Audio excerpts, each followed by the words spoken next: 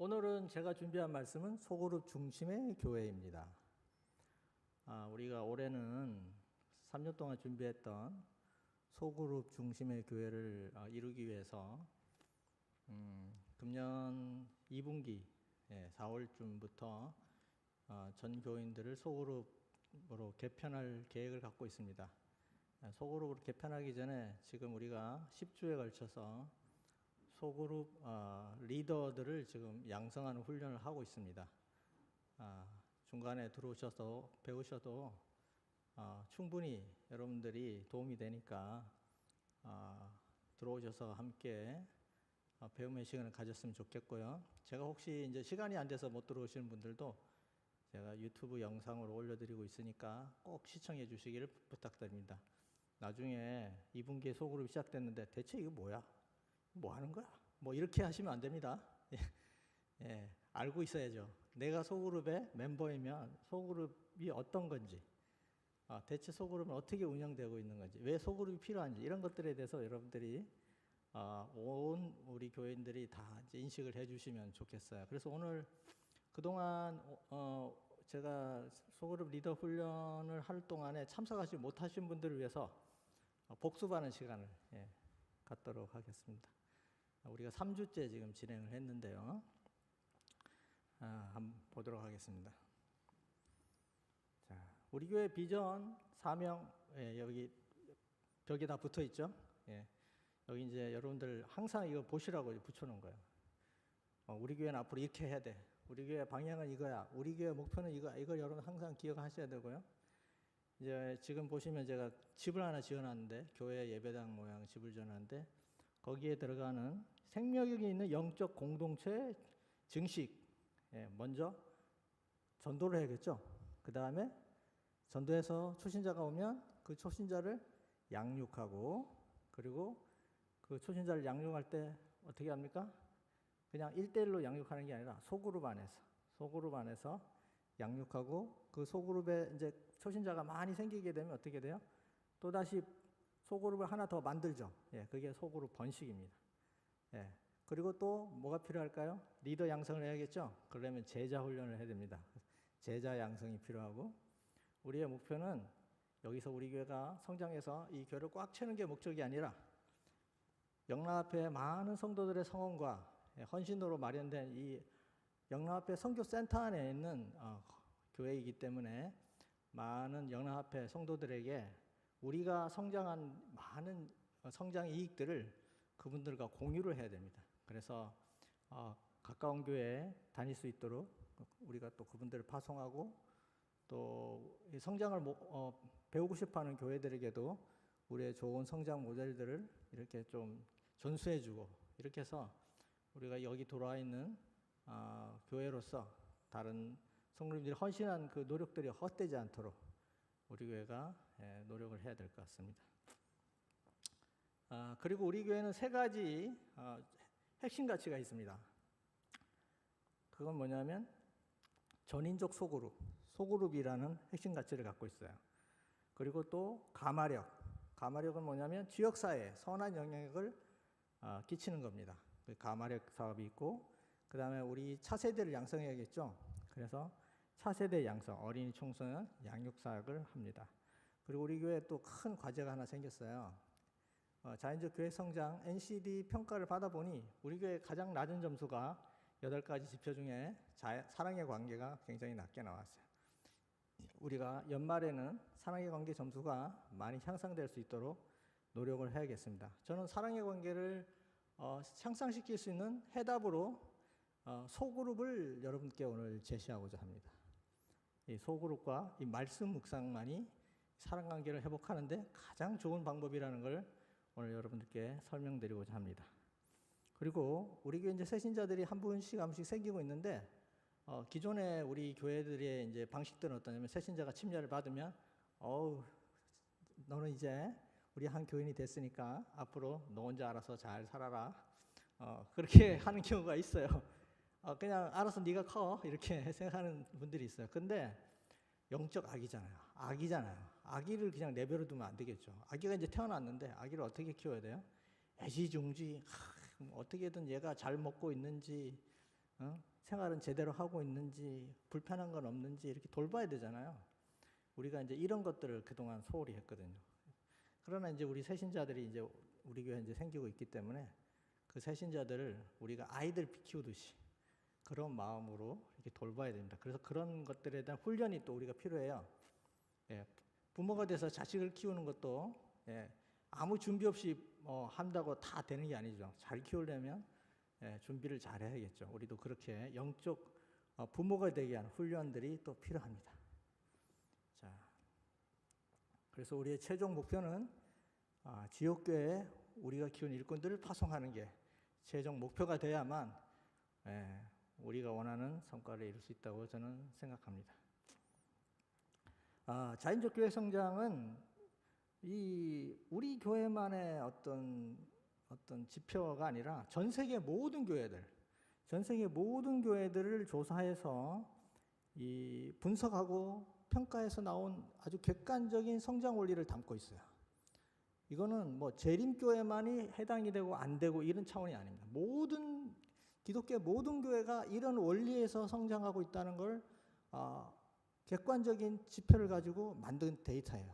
그렇기 때문에 우리 교회에서 나온 이 데이터가 여러분들 우연한 결과나 소수의 사람에서 결정된 데이터라고 생각하시면 안 됩니다. 100명, 200명 되는 교회, 1000명, 2000명 되는 교회도 30명만 가지고 데이터를 뽑아요. 우리 교회는 이제 100명이 조금 넘는 교회인데 30명 가지고 데이터를 뽑았기 때문에 이 데이터는 굉장히 정확한 데이터라고 말할 수 있습니다. 그래서 우리가 이걸 인정해야 돼요. 우리가 받은 이 결과를 인정하고 거기에 대한 대책을 우리가 고민해 봐야 되는 것입니다. 어떤 분들은 이 NCD가 세상의 어떤 성장 원리를 담고 있지 우리 재림교회하고 맞지 않는다 이렇게 생각하시는 분도 있어요. 그러나 전혀 그렇지 않습니다. 재림교회는 자연적 교회 성장을 지지합니다. 이제 그런 근거들을 제시하는 책들이 여러 권 있는데요. 제가 그 중에 하나가 이거는 이제 자연적 교회 성장이라고 하는 거기서 발행한 책이고요. 또 하나는 건강한 재림교회 만들기. 이거는 우리 한국연합에서 발행했습니다. 그 다음에 재림교회와 NCD 이거는 북미지에 미국에 있는 재림교회에서 발행한 책이 되겠습니다. 여기에도 다 뭐가 들어가 있어요? 자연적 교회 성장이 다 들어가 있죠. 그래서 자연적 교회 성장은 우리 재림교회도 다 해당되는 그 원리예요. 성장 원리. 근데 제가 놀라운 건 뭐냐면 이 책을 읽으면서 느낀 게 뭐냐면 이 자연적 교회 성장이라는 책을 쓴 이 사람이 누구냐면 마르틴 루터교의 이 연구자인데 이 사람이 어떻게 예언의 신을 혹시 뺏긴 거 아니야? 예언의 신의 말씀을 굉장히 많이 인용했다는 느낌이 들 정도로 엘렌 G. 화이트는 예언의 신의 이런 것들을 지지하는 글들을 굉장히 많이 쓰셨어요. 그래서 그것들을 또 모아놓은 책이 건강한 재림교회 만들기, 재림교회 NCD 이런 책들이 또 예언의 신에 있는 내용들을 다 자연적 교회 성장의 원리와 매칭시켜서 증명하고 있습니다. 그래서 오늘 이걸 좀 제가 간단하게 다 할 수는 없고 시간 관계상 요약해서 좀 보여드리도록 하겠습니다. 자연적 교회 성장의 원리는 어떤 거냐? 그럼 막연할 수 있는데 자연적이라는 말이 굉장히 중요합니다. 자연적이라는 말은 뭐냐면 인위적이지 않다는 뜻이에요. 인간이 인위적으로 개입해서 어떤 변화를 주는 게 아니라 하나님이 자연적인 법칙을 만들어 놓은 그 틀 안에서 자연스럽게 성장이 일어나게 하는 게 자연적 교회 성장의 원리입니다. 이것은 우리 식물들을 보면 알 수 있죠. 싹이 트고 그 다음에 이삭이 되고 이삭이 충실하게 열매를 맺게 되고 곡식이 되고 이런 모든 것이 하나님의 법칙을 순종하기 때문이다 이렇게 됐죠. 하나님의 법칙을 따르자는 겁니다. 교회 성장의 원리를 하나님의 법칙을 따르자는 게 교회 성장 원리의 핵심입니다. 자, 그리고 이 건강한 교회의 8가지 질적 특성을 나타내고 있는 이게 바로 지도력, 그리고 사역, 영성, 조직, 예배, 소그룹, 그리고 전도, 그리고 사랑 이 8가지를 가지고 평가를 하는데 여러분 이 8가지 질적 특성을 가지고 평가를 하는데 우리 수적 특성이라고 하지 않고 질적 특성이라고 얘기했잖아요. 그러니까 우리가 교회를 성장시킬 때 숫자를 가지고 평가하는 경향이 있는데 이 자연적 교회 성장에서는 그거를 기준으로 하지 않습니다. 질적인 상태를 건강의 척도로 봅니다. 그래서 우리 교회에서 이제 새해가 되면 우리 교회 목표 이렇게 침례자 몇 명 뭐 이렇게 세우잖아요. 그건 건강한 교회의 성장 목표로 세우면 안 돼요. 그렇게 하는 게 아니고 우리 교회는 앞으로 사랑의 관계 점수를 몇 점으로 올리겠다. 이런 식으로 목표를 세워야 되는 것입니다. 자, 그러면 건강한 재림교회 만들기 책에 있는 이런 말씀이 있어요. 우리 교회는 혹시 하나님께서 원하시는 수확을 우리에게 공급해 주시기 어렵도록 저항하고 있지는 않은가? 이 저항이 교회의 건강을 해치고 있지는 않은가? 우리가 교회의 건강에 방해가 되는 모든 장애물을 없애고 교회가 자연적으로 성장할 수 있도록 매 순간 하나님께 순종한다면 그 결과는 어떻게 될까? 지금 우리가 성장을 못하면 뭐 하고 있다는 거죠? 자연적 교회 성장의 원리에 저항하고 있다는 겁니다. 그 저항하는 요인들을 찾아서 바꿔줘야 돼요. 그래야 우리 교회가 성장할 수 있습니다. 그것만 바꿔주면 자연적 성장이 이루어진다는 겁니다. 자, 사역자를 세우는 지도를 우리 한번 보겠습니다. 모든 교회는 그리스도의 일꾼을 양성하는 학교가 되어야 한다. 여러분들 교회는 뭐 하는 곳이에요? 이렇게 물어보면 뭐라고 얘기해요? 예배 보는 곳입니다. 이렇게 대답하시죠. 교회 와서 예배 봤으면 내가 할 일은 다 했다. 하나님, 제가 오늘 교회 와서 예배 드렸습니다. 안녕히 계세요. 그러고 끝났다고 생각해요. 자기 교인으로서 도리를 다 끝냈다고 생각해요. 그렇지 않아요. 모든 교회는 뭐 해야 돼요? 양성하는, 일꾼을 양성하는 학교가 돼야 돼요. 그러려면 뭐 해야 돼요? 배워야겠죠. 모든 교인들은 교회 와서 예배만 보는 게 아니라 훈련을 받아야 돼요. 학교에서 훈련을 받아서 일꾼이 되기 위해서 노력해야 되는 것입니다. 그 다음에 사역자를 세우는 지도력에 성장하는 교회는 교회에 많은 업무를 하는데 시간을 쓰는 대신에 제자훈련, 권한임, 재생산에 투자한다 이렇게 돼 있죠. 우리가 교회에서 업무를 많이 봐요. 교회에서 할 일이 되게 많아. 온갖 일들이 많아요. 그런데 거기서 정말 중요한 일들이 빠져 있어요. 제자훈련. 권한을 누구에게 위임해서 나 말고 딴 사람도 일을 할 수 있게 만들어줘야 돼요. 나 말고는 대체제가 없어요. 내가 안 하면 그 사역이 마비가 돼요. 그러면 그 문제가 있는 거예요. 내 아닌 다른 사람 또 할 수 있게 만들어줘야 돼요. 그리고 재생산. 계속해서 뭔가 생산적이라는 말은 뭘까요? 계속 늘어나야 돼요. 나하고 함께 일하는 일꾼들이 계속 늘어나야 돼요. 그렇게 만들어주는데 시간을 많이 투자해야 되는데 우리는 그냥 예배 보는 시간과 그 다음에 기본적인 교회 운영에 관한 데 업무에만 너무나 많은 시간을 하다 보니까 지치고 힘든데 교회는 성장이 안 돼요. 그래서 우리가 제자훈련을 여러분들 안 하고 계신 분들은 우리 교회 성장을 돕고 싶으시면, 성장되기를 진심으로 말하시면 제자훈련에 참석하셔야 됩니다.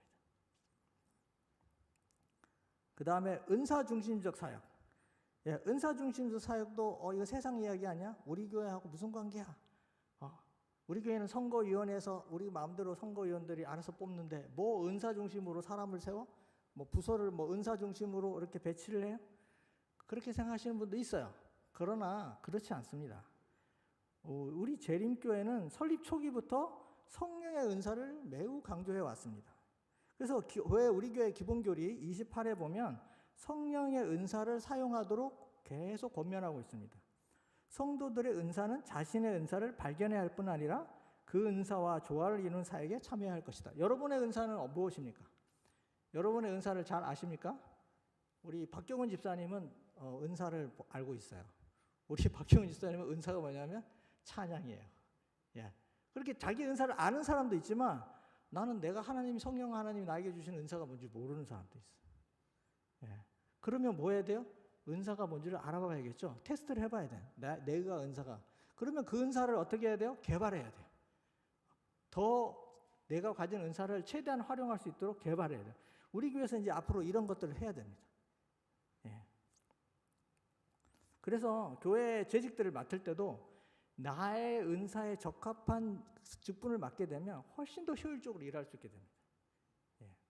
자, 그 다음에 또 이 중요한 말씀이 있는데 하나님께서는 각 사람에게 특별한 은사를 주셨다 그랬어요.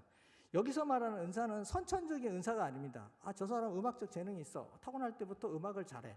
이런 게 선천적 은사죠. 그런 게 아니라 하나님이 그리스도인 모두에게는 이 교회에서 사역을 하는데 필요한 은사를 다 주셨어요.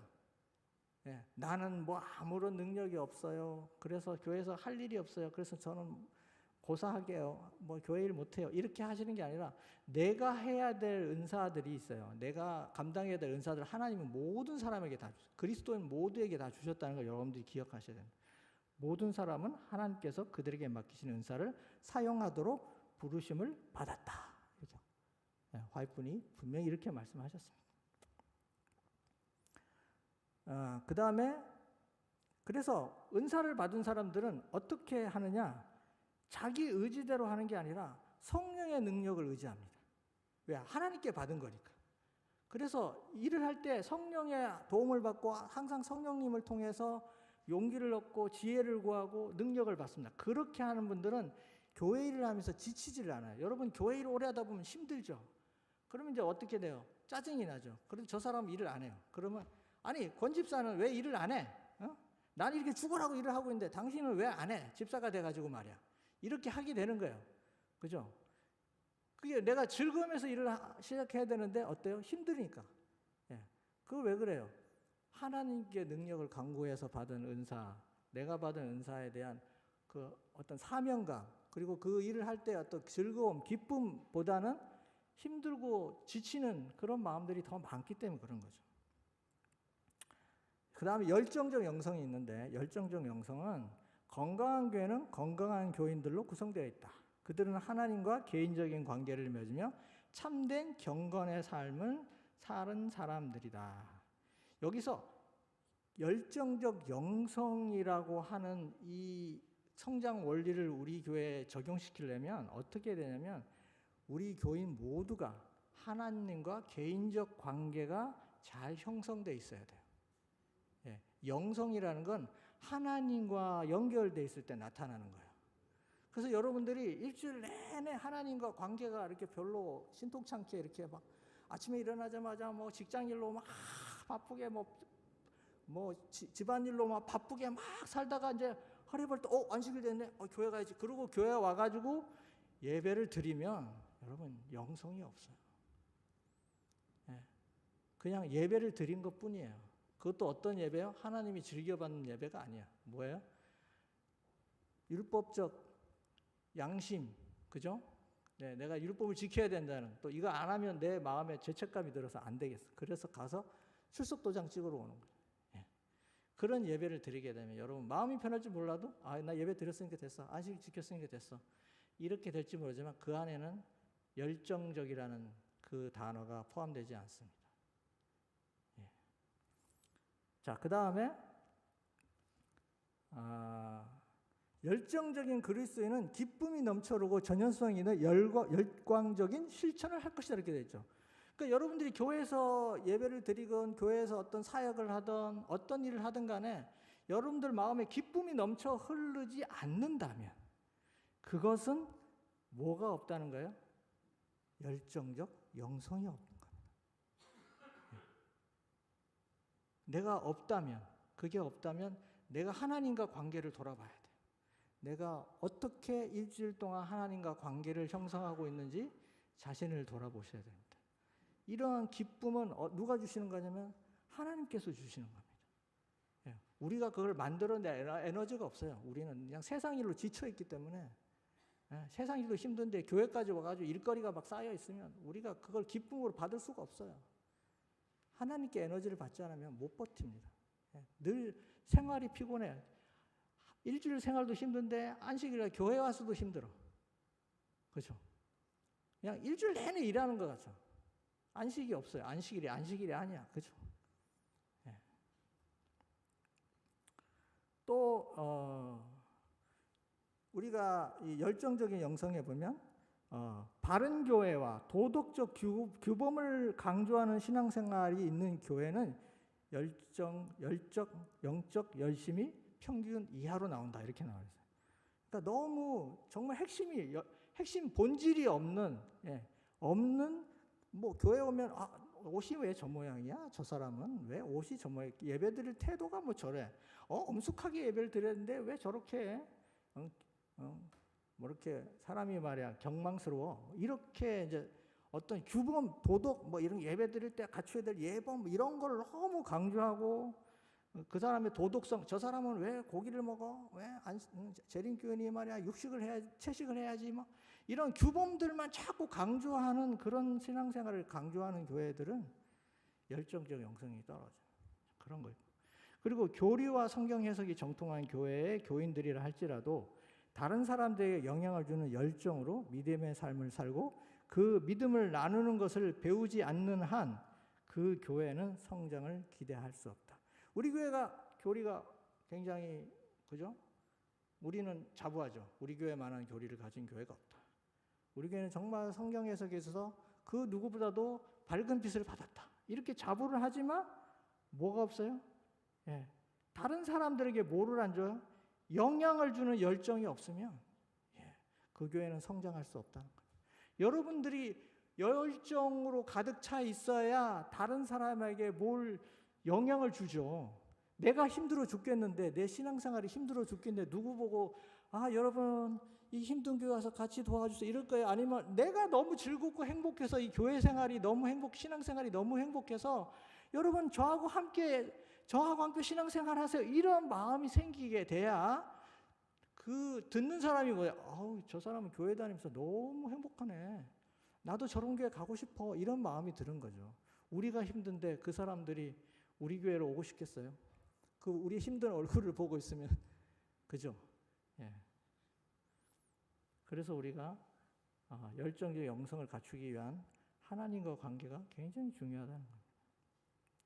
자, 기능적 조직을 보겠습니다. 장애가 되는 요인들. 일할 수 있는 여건 조성이 안 된 체제들, 우리 교회 여러 부서들 있지 않습니까? 그냥 부서만 존재하고 1년 내내 뭘 했는지도 모르는 부서도 있죠. 예. 그냥 있으나 마나한 부서들도 있어요. 근데 뭐 전통이니까 우리 교회는 처음부터 이런 부서를 만들어 놨어. 그러니까 이 부서는 계속 유지해야 돼. 그렇게 이제 계속 만들어 가는 거죠. 또 편리하지 못한 예배 시간. 이거는 이제 나이 드신 분들은 이제 아침에 일찍 일어나서 교회 잘 오세요. 그런데 젊은 사람들은 잠이 좀 많아. 아침에 깨우는 게 일어나는 게 힘들어. 그런 사람들은 또 예배 시간이 10시에 해놔도 10시에 못 와요. 10시에 못 오고 막 거의 뭐 11시 돼야 이제 교회에 오게 된단 말이에요. 그러면 그 사람들을 위한 예배를 또 필요한 겁니다. 그냥 무조건 한 사람들 어느 한 집단의 스케줄에 맞춰가지고 예배 시간을 딱 정해놓고 이 시간에 안 오면 뭐 어쩔 수 없어. 여기에 맞춰. 이렇게 하면 안 됩니다. 예배를 꼭 안식일에 한 번만 봐야 되나요? 예. 다른 개신교회는 안식일, 그러니까 주일날, 일요일날 예배를 10번도 봅니다. 그죠? 그리고 예배를 어떻게 봐요? 다양하게 봐요. 청년들을 위한 예배가 있고, 어린이들을 위한 예배가 있고, 장년들을 위한 예배가 있고, 노인들을 위한 예배가 있습니다. 예. 그래서 그 사람들이 원하는 예배를 볼 수 있게 그 사람들 시간대에 맞춰서 예배를 드려주는 것도 성장할 수 있는 좋은 방법입니다. 그리고 재정적 관행. 우리 교회, 우리 안식학교가 올해 작년에 300만 원 썼어? 올해도 무조건 300만 원 써야 돼. 이렇게 딱 그렇게 하는 거 아닙니다. 했던 사역을 평가해보고 300만 원을 덜 쓸 필요가 없겠다. 그러면 줄이는 거예요. 그리고 또 어떤 사역은 이건 정말 비전이 있어 보인다. 성과가 있다. 그러면 거긴 또 예산을 더 늘려주는 겁니다. 이렇게 우리가 효율적으로 재정을 배정해야 되는 것입니다. 그 다음에 사람들이 교회에 출석하는 이유는 하나님이나 목사를 위해서이다. 지루하고 기쁘지도 않은 예배를 참고 드린다.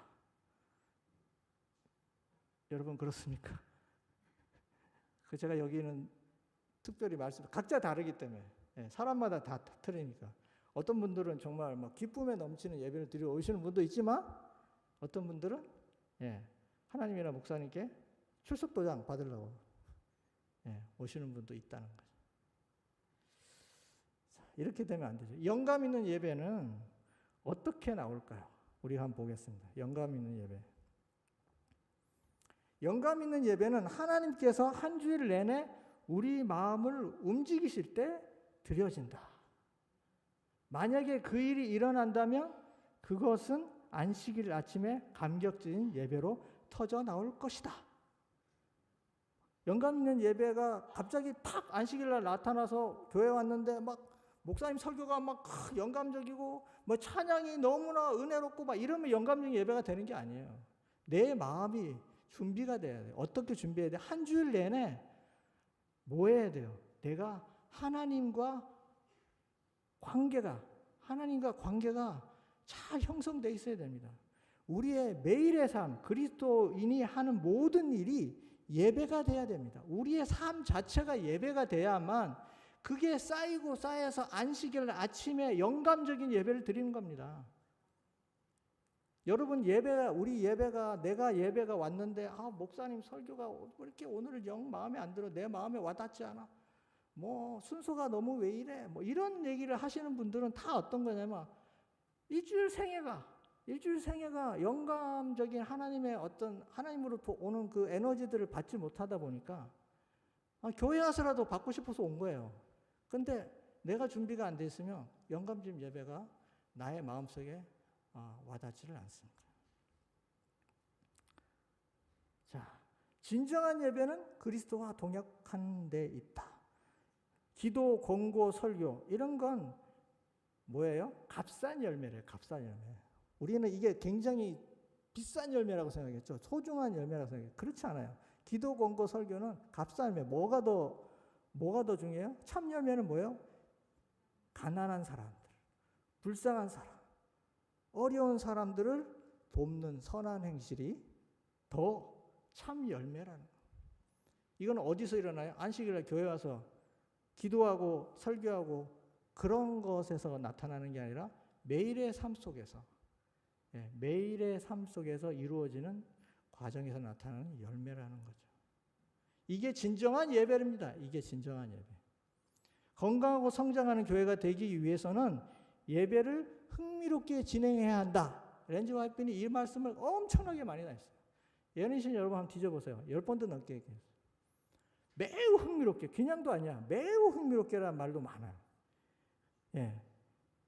여러분, 우리가 예배를 그냥 뭐 엄숙하게, 뭐 굉장히 경건하게 드려야 된다는 건 알고 있지만 흥미롭게 예배를 드려야 된다는 말에서 거부감을 느끼시는 분들이 있어요.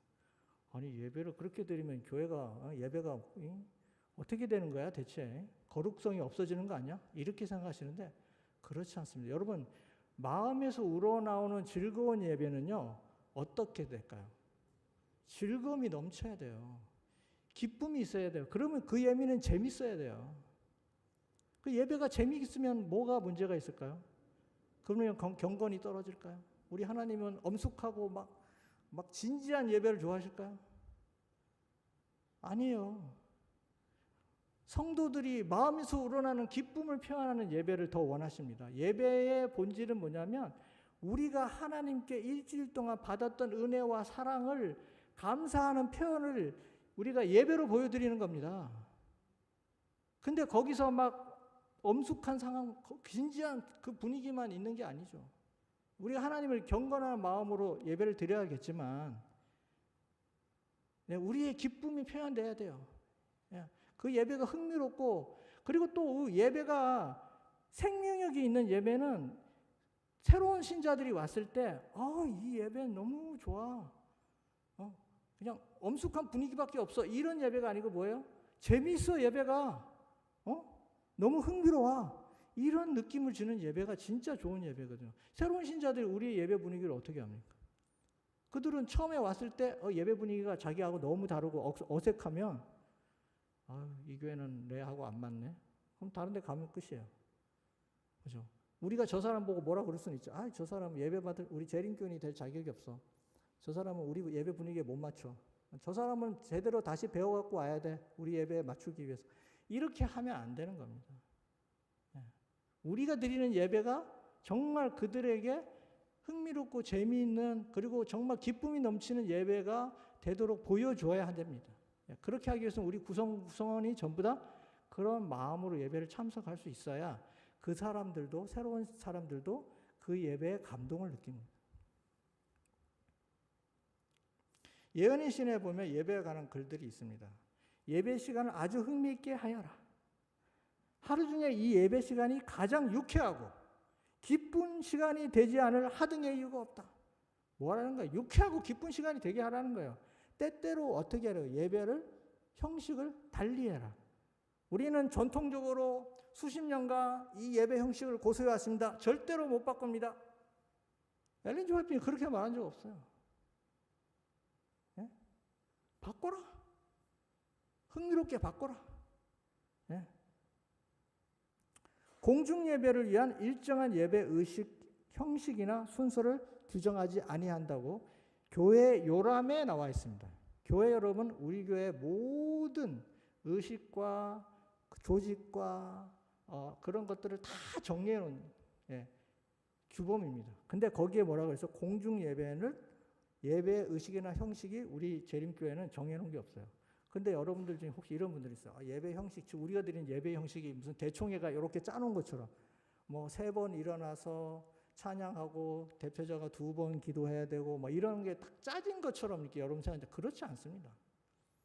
이거는 교회 형편에 맞게 다양하게 얼마든지 할 수 있습니다. 심지어는 짧은 예배 순서가 일반적으로 진정한 예배 정신에 더 적합하다 이렇게 말했어요. 그러니까 여러분 길게 예배 드리는 게 우리가 하나님께 더 영광을 돌리고 그 예배가 더 거룩하고 엄숙하다고 생각하시는 분들이 있는데 그렇지 않습니다. 짧은 예배도 오히려 대총회에서는 이런 예배를 더 권장합니다. 왜? 지루한 예배가 전혀 도움이 안 되기 때문에. 그리고 공중기도, 뭐 개인적으로는 기도를 뭐 1시간, 2시간 하루 종일 해도 괜찮지만 대표가 나와서 기도를 할 때는 1, 2분만 하라고 다 엘렌 G. 화이트는 이렇게 말씀하셨어요. 짧게 오늘 우리 오경아 집사님 아주 모범적인 기도를 하셨어요. 1분 이내, 1분도 안 걸린 것 같아요. 저렇게 사람들이 예배 기도 언제 끝나나 뭐 이렇게 하는 기도는 이미 벌써 공중 기도로서의 문제가 있는 겁니다. 자기는 막 소원을 막 아뢰고 있는데 막 기도를 오래 하시는 분들은 엘렌 G. 화이트는 뭐라 그랬냐면 저 사람은 평소에 하나님하고 대화가 없는 사람들이다. 그래가지고 교회 와서 개인 기도를 하는 거예요. 공중 기도를 안 하고 개인 기도를 해요. 그렇게까지도 말씀하셨어요. 건강한 교회의 8가지 지적 특성을 다 하지는 못하고 오늘 이 중에서 가장 중요한 부분인 전인적 소그룹에 대해서 남은 시간을 할애해서 말씀드리겠습니다. 소그룹은 예수님의 교회의 필수적인 부분일 뿐 아니라 초기 그리스도인들이 교회를 운영한 가장 기본적인 방법이다. 지금 같은 이런 예배 형태가 기본적인 게 아니라 뭐가 기본적이에요? 소그룹 중심의 예배가 원래 초기 그리스도인들이 드렸던 예배 형태입니다. 왜 그렇게밖에 할 수 없었냐면 하루에 3,000명씩 5,000명씩 침례자가 나오는데 이 사람들을 어디서 수용할 거예요? 그 큰 예배당은 다 누가 가지고 있어요? 유대교인들이 다 갖고 있잖아. 그럼 그리스도인은 어디서 예배를 봐요? 그러니까 30명을 넘길 가정집이 커봐야 30명이 못 들어가. 근데 그런 가정집을 다 예배당으로 쓰는 겁니다. 뭐 수만 개가 될 수도 있겠죠. 예배당이 뭐 계속 하루에 뭐 3,000명씩 막 침례 받으면 뭐 계속 늘어나겠죠. 그죠? 가정집 예배입니다. 그게 우리 초대 교회의 예배 형태입니다. 그리고 이 예배가 어떻게 봐요? 서로 교제하며 떡을 떼며 기도하기를. 그냥 우리 예배 보면 그냥 예배만 본다고 생각하면 찬미하고 기도하고 뭐 말씀 듣고 이런 것만 예배라고 생각하는데 그렇지 않아요. 뭐예요? 모여서 교제하는 거. 교제하는 게 굉장히 중요한 겁니다. 이 소그룹 예배의 장점은 교제입니다. 여러분 수만 명이 함께 모여서 어떻게 교제를 합니까? 누가 누군지 얼굴도 모르지. 이름도 못 외워요. 소그룹으로 하면 교제하기가 쉬워요. 그죠? 교제를 통해서 어떤 관계가 형성돼요? 사랑의 관계가 형성이 됩니다. 그리고 먹어야 돼요. 사람들이 친해지려면 밥을 같이 먹어야 돼요. 우리 교인들이 사랑의 관계가 점수가 낮은 이유를 제가 가만히 보면 밥을 먹는 걸 이제 1대1로 밥 먹는 걸 별로 이렇게 익숙해하지 않아. 저거 밥 좀 먹어요. 그러면 시간이 안 돼서 뭐 바빠서 이러면서 좀 꺼려하시는 분들이 있어요. 그러니까 이제 서로 다 저만 그렇겠어요? 저하고만 밥 먹기 쉽겠어요? 서로 다 그런 거야. 그러니까 뭐예요? 사랑의 관계 형성이에요. 아는 사람들끼리만 밥 먹죠. 그죠? 자기하고 안 친한 사람하고 밥을 잘 안 먹어. 올해 제가 여러분들께 간곡히 부탁드리는데 우리 교회 사랑의 관계 점수를 올리는 가장 좋은 방법은 나하고 안 친한 사람들하고 올 한 해 동안 밥을 좀 같이 드셔보세요. 식사를 같이 좀 해보세요. 점수가 많이 올라갈 거라고 저는 기대합니다. 자, 그리고 우리 초대 우리 재림교회, 엘렌 G 화이트분이 살았던 그 당시에 초기 재림교회는 친목 모임을 설교가 아니라 교제와 간증, 그리스도인 삶을 나누는 시간으로 썼다 이렇게 되죠. 교제와 간증, 그리스도의 삶을 나누는 시간, 그죠? 이렇게 시간을 썼어요. 여기는 뭐가 없어요? 성경 공부가 없어요. 성경 공부도 없고 또 심지어는 뭐도 없냐면 안식일 아침에 우리가 드리는 예배, 근데 이 모임이 친목 모임이야. 여기는 소그룹을 친목 모임이라고 불러요. 근데 여기는 설교 예배를 대신했다. 안식일 아침 우리가 드리는 이 예배가 설교가 없어요. 설교가 없는데 이게 예배예요. 설교가 반드시 들어가야 된다는 우리 교회의 지금 이건 원래 우리 교회 전통은 아니라는 거예요. 여기서 핵심은 뭐냐? 관계적인 만남. 관계적인 만남이 더 중요해요. 그래서 내가 일주일 동안 경험했던 신앙의 경험들을 나누는 거, 간증하는 거, 이게 더 중요한 겁니다. 이걸로도 충분히 예배가 될 수 있습니다. 그래서 가정에서 우리가 예배 드릴 때, 가정에서 드리는 소그룹 예배를 드릴 때 거기서 누가 설교를 하지 않아요. 서로 뭐예요? 각자 자기가 경험한 삶을 얘기합니다. 골고루. 누가 일방적으로 듣지 않습니다. 누가 일방적으로 얘기하지 않습니다. 자, 그 다음에 이 전인적 소그룹의 성격은 어떻게 돼야 되느냐? 자신을 솔직히 내보일 수 있는 안전한 곳이 돼야 돼요. 우리 교인들은 내 마음속의 얘기를 하기를 되게 힘들어하는 것처럼 제가 보였어요. 왜냐하면 이 얘기 내가 남들한테 이렇게 자랑할 거는 괜찮은데 부끄러운 얘기 있잖아요. 그런 얘기를 하면 이게 돌아. 다른 사람 귀에 막 들어가. 그래서 못해요. 오히려 그게 막 소문이 나가지고 막 그 얘기 꺼낸 사람이 상처받기도 하고 막 그럴 수가 있어요. 이런 곳은 소그룹, 전인적 소그룹이 될 수가 없죠. 솔직히 자기에게 남에게 숨기고 싶은 그런 얘기를 솔직히 할 수 있는 그런 환경이 돼야 됩니다.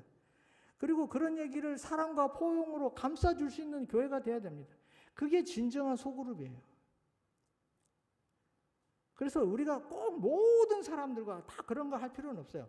자기가 속해 있는 소그룹 안에서만이라도 그러한 환경이 만들어진다면 우리 교회에 그런 소그룹들이 쌓이고 모여서 아름다운 사랑의 관계가 형성되는 교회가 만들어지는 것입니다. 그 다음에 이 번식을 위해서는 이 소그룹이 그냥 그 소그룹만 계속 그 상태를 유지하면 그건 소그룹이 아니에요. 소그룹의 목적은 번식을 하는 데 있어요. 번식을 안 한 순간 그 소그룹은 썩어서 늙어서 죽습니다. 그래서 번식을 해야 되는데 번식을 할 때 가장 필요한 요소가 뭐냐면 리더를 세워야 됩니다. 리더를 세우고 그 사람이 리더가 될수록 계속 개발하고 훈련시켜줘야 됩니다. 그래서 우리가 지금 소그룹 리더 훈련을 하고 있는 겁니다. 그리고 이 소그룹에서 중요한 그 내용이 뭐냐면 성경 구절을 매일의 삶 속에 적용하는 겁니다. 그래서 지금 우리가 말씀 묵상하는 그룹들을 지금 많이 만들려고 지금 하고 있습니다. 우리 청년반들도 지금 2주째, 3주째인가요? 하고 있는데 한 명씩 늘어나고 있어요. 교회에서는 이 친구들이 아침에 일찍 못 일어나요. 그래갖고 아침에 교회 오면 예배 시간이나 돼야 다 몰 수가 있어요. 안실학교 교과반, 활동반 시간에는 청년들이 다 교회에 오지를 못해요. 그러다 보니까 함께 모여서 말씀을 나눌 시간이 없어요. 그런데 이 친구들이 밤 9시에는 시간이 돼요. 그때는 말똥말똥해요. 그래가지고 이 시간에 모여서 말씀 묵상을 하니까 훨씬 더 출석률이 좋은 거예요. 그래서 어쨌든 간에 꼭 예배당에서 안 하더라도 줌으로 온라인으로 해도 됩니다. 성경 구절을 매일 삶 속에 적용하는 소그룹 안에서 이런 훈련이 되면 소그룹 비로소 전인적 소그룹으로 자라게 됩니다. 개인적인 문제나 질문들을 솔직하게 얘기할 수 있는 그런 환경들을 만드는 것이 진정한 소그룹이라고 할 수 있습니다. 교회 생활에서 가장 핵심이 되는 게 바로 소그룹이 되어야 한다. 이렇게 말했어요. 우리 교회 여러분 성장하길 원하십니까? 다 원하시죠. 교회의 성장의 가장 중요한 원리가 소그룹의 번식입니다. 소그룹을 해야만 성장합니다. 이러한 방식, 지금의 이런 방식으로는 우리 교회는 성장이 더딜 수밖에 없습니다. 재미있는 연구가 있어요. 한국교회 트렌드 2023이라는 책에 이 목회 연구소에서 책을 발간했는데 조사를 해보니까 재미있는 결과가 있어요. 여러분, 우리 교회가 저녁 집회 출석률이 굉장히 낮아요. 그죠? 제가 처음에 이 교회 한 3년 전에 이 교회 왔을 때는 그래도 출석이 꽤 많이 돼요. 근데 지금은 제가 저도 이제 저녁에는 이제 저녁 예배를 뭐 금요일만 참석한, 집이 하도 멀어서 이제 화요일은 줌으로 예배를 보지만 금요일 저녁에 와서 이렇게 예배 보면 점점점 숫자가 줄어드는 것 같아요. 여러분, 숫자가 줄어드는 원인을 아셔야 됩니다. 물론 줌으로 들어오신 분도 있지만 젊은 분들 중에는 줌으로도 안 들어오시는 분도 꽤 많아요. 그러면 왜 자꾸 현장 예배 숫자가 줄어드는지, 그러면 그걸 어떻게 해결할 건지, 그 방법이 뭐냐면 소그룹에 있습니다. 이 조사를 해보니까 소그룹에, 주중에 하는 소그룹 모임에 참석을 잘하는 사람들은 소속감이 올라간대요. 그래서 현장 예배에도 출석률이 올라간다는 통계가 나왔어요. 그래서 우리 교회가 저녁 예배 출석률을 올리려면 소그룹을 활성화해야 돼요. 그게 소그룹을 통해서 교회에 대한 애착과 소속감이 더 커진다는 겁니다. 예. 그리고 전인적 소그룹의 우리 교회 평가를 한번 보겠습니다. 제일 낮은 점수가 있어요. 여러분들 보일지 모르겠는데, 우리 교회에서 나는 개인적 문제들을 속 깊이 나눌 수 있는 모임의 멤버이다. 이게 가장 낮아요. 무슨 얘기예요? 속 깊이 얘기를 나눌 수 있는 환경이 안 돼 있다는 거, 우리 교회가. 그렇죠? 이게 다 사랑의 관계에도 영향을 미치거든요. 예. 자, 그다음 소그룹이 실패하는 원인을 게이트웨이 교회 잔희왕 장로님이 이렇게 설명하고 있어요. 소그룹을 부서 기반으로 운영되는 수많은 교회 프로그램들 중에 하나로 취급하기 때문이다. 그러니까 소그룹을 어떻게 하냐면, 실패하는 교회들은 소그룹을 하긴 해. 하긴 하는데 어떻게 하냐면요, 너네 부서에서 해. 너네 내 떼어줄 테니까 우리 교회에서 너네만 따로 해봐. 이렇게 하는 거예요. 다 참석 안 해요, 교인들이. 한 프로그램으로 한 성교부 성교부 너네들끼리만 이렇게. 그런 데는 성공을 못 해요. 그 사람들이 하다 지쳐요. 왜냐하면 다른 사람들이 따라오질 않거든요. 하려면 다 해야 돼. 모든 성도들이 다 소그룹에 같이 들어와서 소그룹의 구성원이 되고 소그룹 활동을 같이 해야 돼요. 그래야만 성공합니다. 그리고 소그룹 리더가 체계적인 훈련이 되어 있지 않으면 소그룹은 실패합니다. 소그룹 무조건 만든다고 성공하는 게 아니라 준비된 리더가 있어야 돼요. 그래서 소그룹 리더의 훈련에 여러분들이 꼭 참석하시라고 말씀드리는 겁니다. 그다음에 구도자를 얻기 위한 어장이 없기 때문이다. 이렇게 되죠. 우리 교회는 무슨 어장을 갖고 있을까요? 무슨 선교적 어장을 갖고 있을까요? 없죠. 동떨어져 있잖아요. 여기 완전 신도시잖아요. 건물이 듬성듬성 이어오세요. 우리가 선교 전략 차원에서 상대해야 할 어장이 없어요. 대상이 없어요. 그죠? 이거 만들어야 돼요. 그래서 우리가 지금 코딩 교육 같은 것도 새로운 시장을, 새로운 어장을 얻기 위해서 시도하는 겁니다. 우리가 미래의 청소년들, 그리고 젊은 세대들을 이 교회로 이끌기 위한 방법으로 코딩 교육을 도입한 겁니다. 여러분들 코딩 교육 대체 뭐 하는 거야? 왜 하는 거야? 뭐 이렇게 생각하실지 모르지만, 오늘날 많은 사람들이 이 코딩 교육의 필요성을 알고 있고 그거를 배우고 싶어 하는데 가르쳐줄 인재가 없어서 못 배우는데, 우리 교회는 다행히 허준성 집사님이라고 하는 출중한 인재가 있어서 그거를 가르칠 분이 있어요. 그러면 우리 교회에서 그 소수의 자원이라도 코딩 교육을 통해서 이 친구들이 성과를 내기 시작하면 그 다음에 우리는 이 지역에다가 홍보를 할 겁니다. 자, 모집합니다. 아무나 받지 않습니다. 기본적으로 함께 학부모들이 이 아이가 여기서 우리는 코딩만 가르치는 게 아니라 인성교육도 하고 우리가 이 친구가 하나님에 대해서도 아는 성경 공부도 가르칠 예정입니다. 그러니까 학부모님도 같이 배우셔야 됩니다.